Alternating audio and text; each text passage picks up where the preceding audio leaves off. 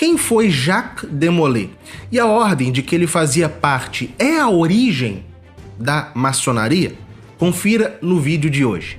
Jacques de Molay nasceu na região do Franco-Condado, talvez na Vila de Molay, na França. Pouco se sabe sobre os primeiros anos da sua vida antes do seu ingresso na Ordem dos Templários, mas é bem possível que a sua família pertencesse à pequena nobreza local. A sua entrada na Ordem do Templo deu-se por volta de 1265. Ele foi recebido na ordem em Bonn por Humbert de Parrot, então visitador da Ordem Templária na França, e por Amaury de la Roche, que era o mestre da província francesa. Logo após ser admitido, de Molay foi enviado para o Oriente, para o que restava dos estados latinos da Terra Santa. Não se sabe exatamente qual foi o seu papel na Terra Santa nos anos seguintes à sua chegada, porque as fontes são muito escassas, e ele permaneceu, ao que parece, um personagem bem discreto, mas é pouco provável que ele tenha chegado a exercer naquele momento cargos de relevância, como o comando de províncias, o que torna a sua posterior eleição como grão-mestre na ordem um fato surpreendente, ainda que compreensível diante das circunstâncias excepcionais que a ordem vivia naqueles dias. E a circunstância excepcional era o fim dos estados latinos da Terra Santa. Em 1291, a última posse cristã latina na Terra Santa, São João d'Acre, foi perdida. O grão-mestre templário, Guilherme de Bourget, morreu heroicamente durante o cerco da cidade, e um novo grão-mestre, Teobaldo Galdino, teve que ser eleito às pressas. A Ordem do Templo, então, estava numa situação, num dos seus momentos mais críticos. E após a morte de Galdino, cuja data exata é incerta, mas que deve ter ocorrido no início do ano seguinte, 1292, a Ordem elegeu um novo grão-mestre. Ela precisou eleger um novo grão-mestre. E entre janeiro e fevereiro de 1292, Jacques de Molay foi eleito 23º grão-mestre da Ordem do Templo. A sua eleição parece ter sido disputada, pode ter sido disputada, porque um testemunho posterior, dado por Hugues de Four em Paris, em 1311, no processo dos Templários, sugere que uma parte dos irmãos apoiava Hugues de Parrot e que de Molay teria vencido graças a uma suposta má-fé. No entanto, esse testemunho é confuso e carece de credibilidade. A mais plausível explicação para a eleição de Jacques de Molay é o seu reconhecimento pessoal entre os irmãos. Tanto enquanto o homem que defendia a necessária reforma da Ordem Templária, quanto um homem que defendia a autonomia da Ordem, certo? E que queria uma política ativa no Oriente para a recuperação dos Estados Cruzados. Como grão-mestre, de Molay assumiu a difícil tarefa de reerguer a ordem num contexto de decadência, de derrota, de dispersão. E ele era fiel à missão templária de proteger a Terra Santa. E por isso, passou a concentrar todos os seus esforços na defesa dos últimos 2 reinos cristãos do Oriente: o Chipre, a ilha do Chipre, e a pequena Armênia. Era preciso mantê-los, sobretudo o Chipre, porque senão a cristandade não iria recuperar os territórios perdidos na Palestina, mas ele precisava do apoio da cristandade. Por isso, em 1293, ele embarcou numa longa viagem ao Ocidente com o objetivo de angariar recursos e apoio. Ele chegou em Marsella em julho de 1293 e em agosto ele convocou um capítulo geral da Ordem Templária em Montpellier. Ele passou para a Catalunha e do final de 1293 aos primeiros meses de 1294 ele esteve na Inglaterra. Ele retornou ao sul da França, onde ele firmou um acordo com o rei de Aragão, isso em agosto de 1294, um acordo que colocou fim a uma longa disputa territorial com Aragão sobre a posse de alguns castelos entre o reino de Aragão e os Templários, e ele seguiu para a Itália, onde ele se encontrou com o rei Carlos II da Sicília e com o recém-eleito Papa Bonifácio VIII. Ele ficou na Itália uma boa parte do ano de 1295 e voltou novamente para a França, onde nós o vemos em Paris, na primavera de 1296, encontrando-se com Filipe o Belo, pacificamente, e realizando um capítulo geral da Ordem em Paris em junho também de 1296.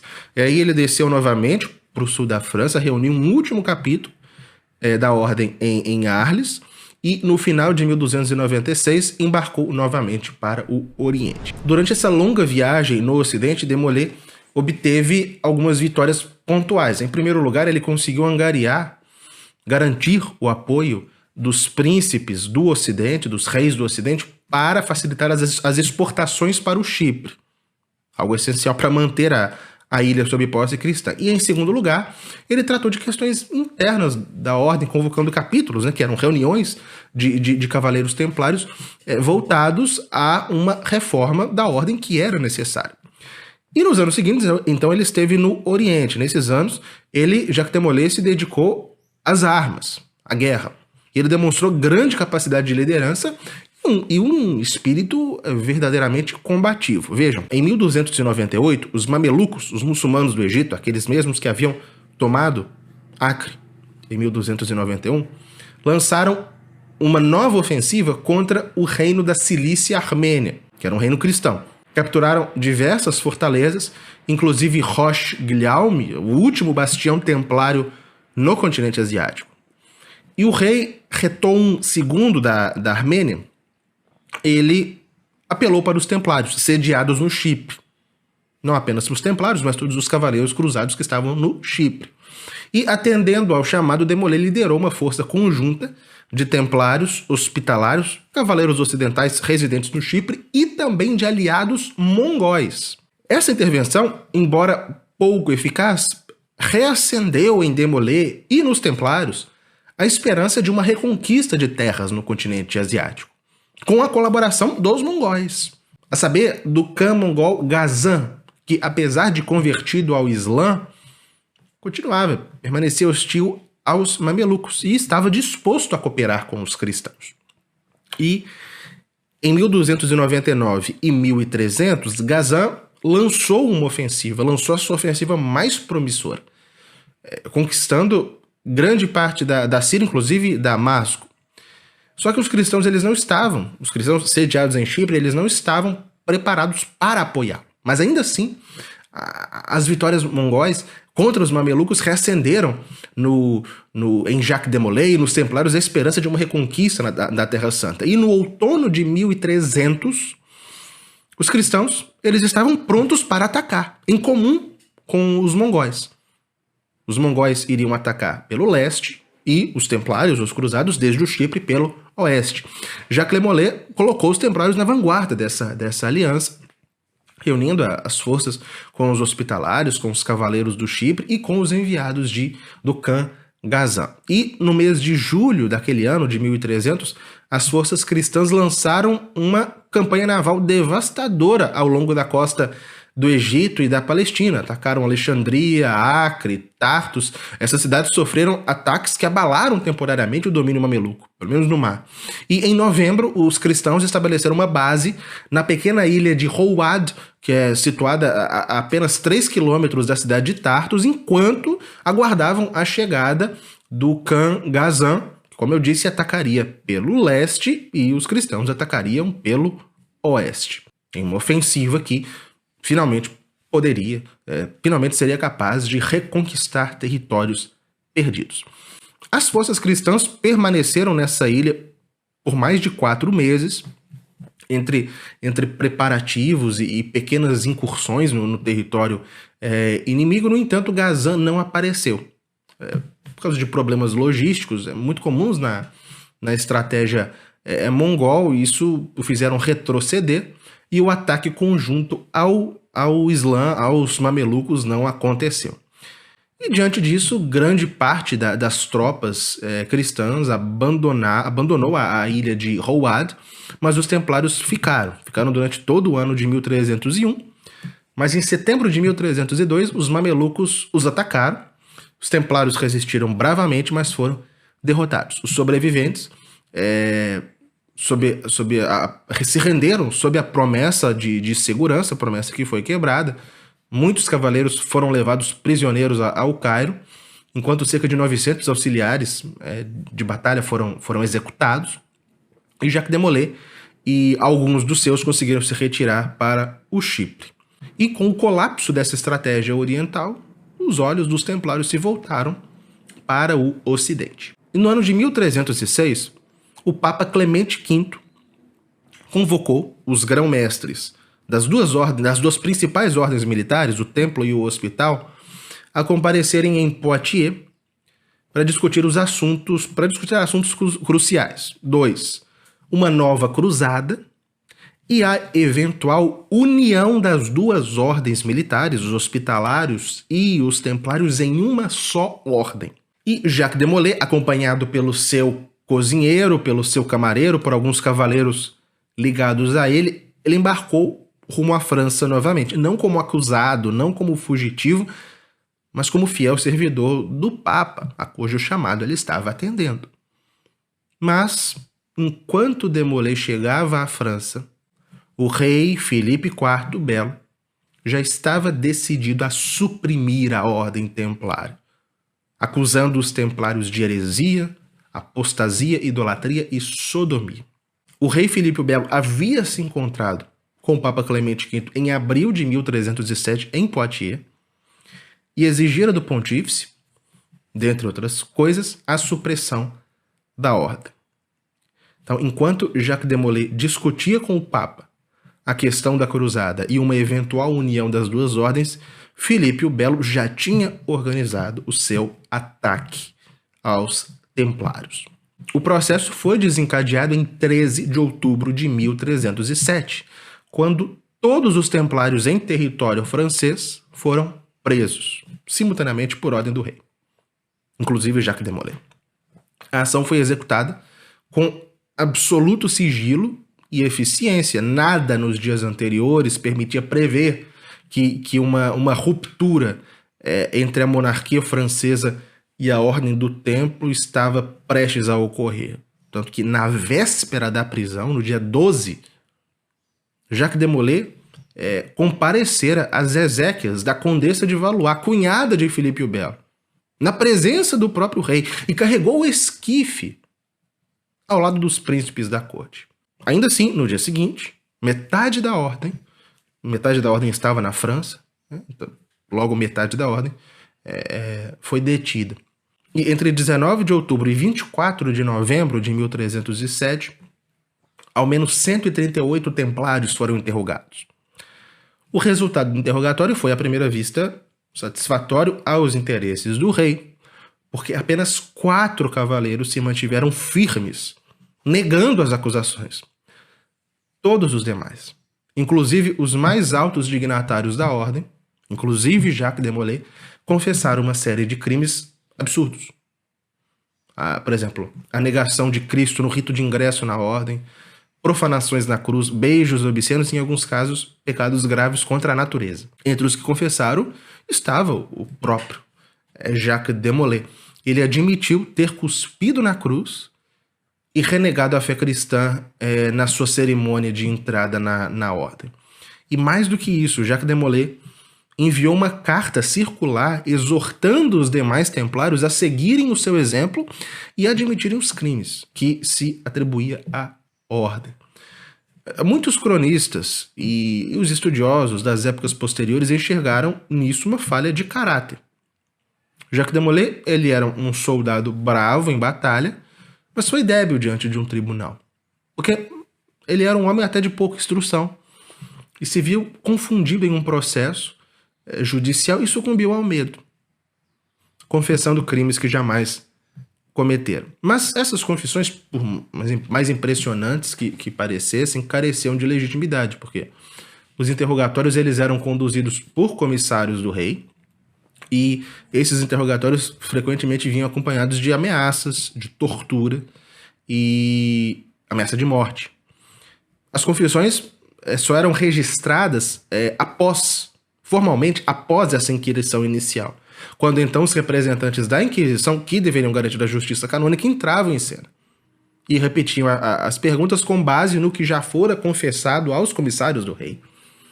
Então o ambiente era de intimidação, frequentemente de tortura, e a manipulação dos testemunhos era evidente. Tanto que algum tempo depois, quando 2 cardeais enviados pelo Papa chegaram a Paris para assumir o comando do processo, eles encontraram uma situação bem diferente daquela retratada nas confissões. Tanto que Jacques de Molay e outros líderes da ordem ao conversarem com esses cardeais, se retrataram. Declararam que haviam confessado tudo aquilo sob coação e por medo da morte. E afirmaram, agora diante de juízes eclesiásticos, afirmaram a sua inocência e a inocência da ordem. O processo avançou, Clemente V e o Papa Clemente V se viu pressionado pelas confissões e ordenou que os bispos de toda a cristandade se mobilizassem para examinar a doutrina e os costumes dos templários, nas suas respectivas dioceses, sendo que os dignatários da ordem, inclusive o grão-mestre, seriam julgados por uma comissão dele, por uma comissão pontifícia, formada por 3 cardeais. Os trabalhos dessa comissão se iniciaram em 9 de agosto de 1309, com as audiências ocorrendo até 26 de novembro no Palácio Episcopal de Paris.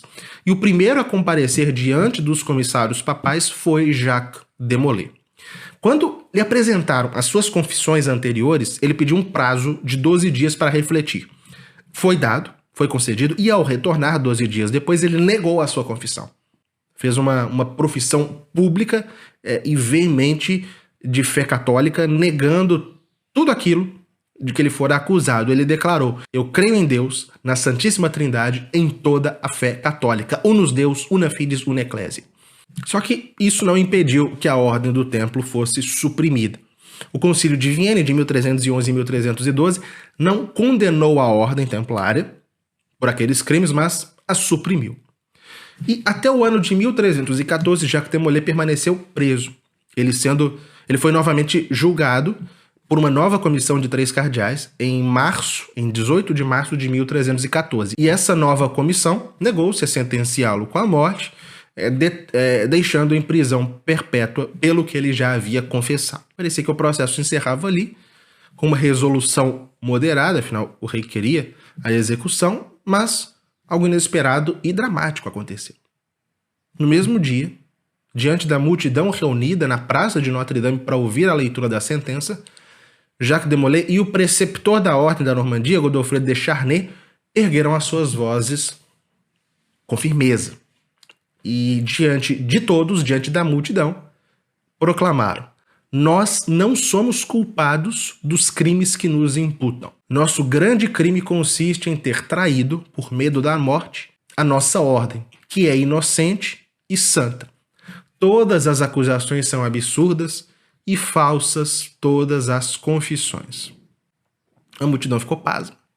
Os 3 cardeais ficaram confusos, hesitaram, mas a notícia logo chegou ao rei Filipe IV, cujo palácio se situava nas proximidades, e sem consultar os cardeais, ele convocou seus conselheiros, e ordenou que os 2 templários fossem imediatamente executados como relapsos, ou seja, como hereges, que haviam voltado atrás nas suas confissões. E na mesma tarde, em um local entre o convento dos agostinianos e o Jardim Real, na Ilha de la Cité, Jacques de Molay e Godofredo de Charnay foram queimados vivos. E Jacques de Molay, que um dia fraquejara sob pressão, encontrou naquele instante, naquele momento derradeiro, a fortaleza que um dia lhe faltara. Se arrependeu da sua confissão forçada, defendeu publicamente a inocência da sua ordem e enfrentou a morte com coragem. De modo que a sua firmeza na morte se tornou um símbolo de fidelidade até o fim e um testemunho que desmente a sua confissão anterior. Mas o nome de Jacques de Molay está hoje, infelizmente, ligado ao de uma organização juvenil paramaçônica, a Ordem de Molay, fundada em 1919 nos Estados Unidos, com um objetivo muito pouco disfarçado de preparar a juventude para a entrada na maçonaria. A adoção desse nome, de Molay, decorre de um mito, o da sobrevivência secreta da Ordem Templária após a sua supressão em 1312 na franco-maçonaria. Bom, a primeira ligação que se fez entre a maçonaria e as cruzadas, nem ainda os templários, foi no século XVIII, foi feita por Andrew Michael Ramsay, é um maçom escocês que em 1737 ele difundiu que a maçonaria vinha dos cruzados. E como nós já falamos disso num vídeo anterior, ele teve razões pessoais para isso. Por quê? Em 1723 ele havia sido nomeado cavaleiro da Ordem de São Lázaro, que era uma ordem de São Lázaro de Jerusalém, que era uma ordem militar, como a dos Templários, que também remontava ao século XII, que era composta por cavaleiros leprosos, e, claro, na época de Ramsay era já uma ordem puramente cerimonial. E em 1737, Ramsay escreveu o seu famoso discurso, no qual ele conectava a maçonaria aos cruzados. E conforme ele disse, a maçonaria teria tido acesso a uma sabedoria antiga, a sabedoria antiga dos construtores do Templo de Salomão, por intermédio dos cruzados. O passo seguinte na construção desse mito foi dado na Alemanha, na década de 1760, quando algumas lojas maçônicas alemãs romperam com a tradição igualitária da ordem, e introduziram uma hierarquia de graus na maçonaria. E para isso recorreram novamente à história, mas não à cruzada em geral, como Ramsay fez, mas à Ordem do Templo, cuja casa em Jerusalém era justamente o local do Templo de Salomão. Essa falsa ligação dos templários com a maçonaria foi enfatizada em 1804, quando surgiu uma corrente abertamente neotemplária dentro da maçonaria.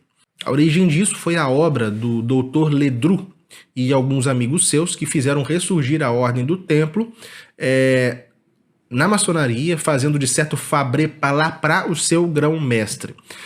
Ledru chegou a fabricar um título de transmissão, uma falsificação grosseira, bem grosseira, pela qual Jacques de Molay, o último grão-mestre templário, pouco antes de morrer, teria transmitido seus poderes a certo Jean-Marc Flarmênio. E a partir de então, teria havido uma sucessão ininterrupta de grão-mestres até 1804 com Fabré Palaprá. Bom, essas histórias se difundiram e hoje a maior parte das pessoas crê, de fato, que há uma conexão entre a maçonaria e o templário, mas essas conexões são fabricadas, são lendárias e falsificadas. Mas o que levou Filipe o Belo a querer acabar com os templários? Pode não parecer, mas o processo que levou à dissolução da Ordem do Templo é bastante sintomático na decadência da cristandade, expõe a crise profunda da cristandade no início do século XIV. A dissolução dos templários, o modo como aquilo foi feito, não foi um simples julgamento. Foi um sinal da lenta suplantação da civilização católica da Idade Média pela civilização moderna. Compreender esse episódio, a dissolução da Ordem do Templo, é essencial para entender os caminhos que levaram ao mundo moderno.